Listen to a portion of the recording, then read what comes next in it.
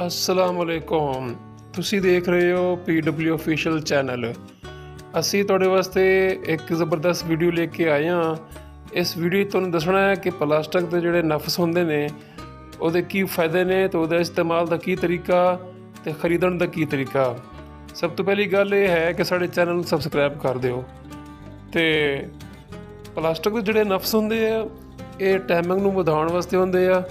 ਜਿਨ੍ਹਾਂ ਦੀ ਟਾਈਮਿੰਗ ਘੱਟ ਹੈਗੀ ਆ ਜਾਂ ਜਿਨ੍ਹਾਂ ਦੇ ਨਫਸ ਖਲੋਂਦੇ ਕੋਈ ਨਹੀਂ ਜਾਂ ਜਿਹੜੇ ਸ਼ੂਗਰ ਦੇ ਮਰੀਜ਼ ਹੈਗੇ ਆ ਉਹ ਖਰੀਦ ਸਕਦੇ ਨੇ, ਖਰੀਦ ਕੇ ਉਹ ਇਸਤੇਮਾਲ ਕਰ ਸਕਦੇ ਆ। ਉਹਨਾਂ ਦਾ ਤਰੀਕਾਕਾਰ ਇਹ ਹੈਗਾ ਕਿ ਦੋ ਕਿਸਮ ਦੇ ਹੁੰਦੇ ਆ, ਇੱਕ ਬੈਲਟ ਵਾਲਾ, ਦੂਸਰਾ ਬਗੈਰ ਬੈਲਟ ਵਾਲਾ।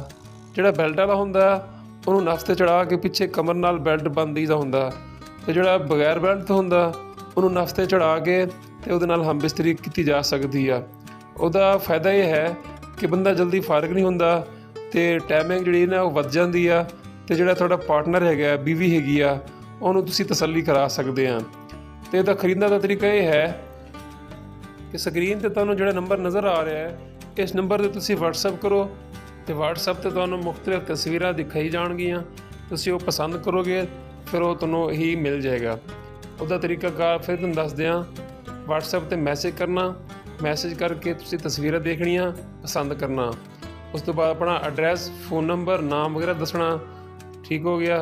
ਅਤੇ 3 ਦਿਨ 'ਚ ਪਾਰਸਲ ਤੁਹਾਡੇ ਕੋਲ ਪਹੁੰਚ ਜਾਏਗਾ। 3 ਦਿਨ 'ਚ ਪਹੁੰਚ ਜਾਂਦਾ ਵਾ।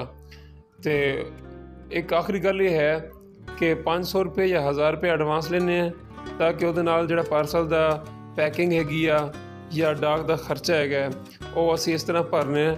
ਕਸਟਮਰ ਕੋਲ ਜਿਹੜਾ ਹੈਗਾ ਨਾ 500 ਰੁਪਏ 1000 ਰੁਪਏ ਲਈਦਾ ਹੁੰਦਾ, ਉਸ 1000 ਰੁਪਏ ਨਾਲ ਪੈਕਿੰਗ ਅਤੇ ਡਾਕ ਦਾ ਖਰਚ ਕਰੀਦਾ ਹੁੰਦਾ।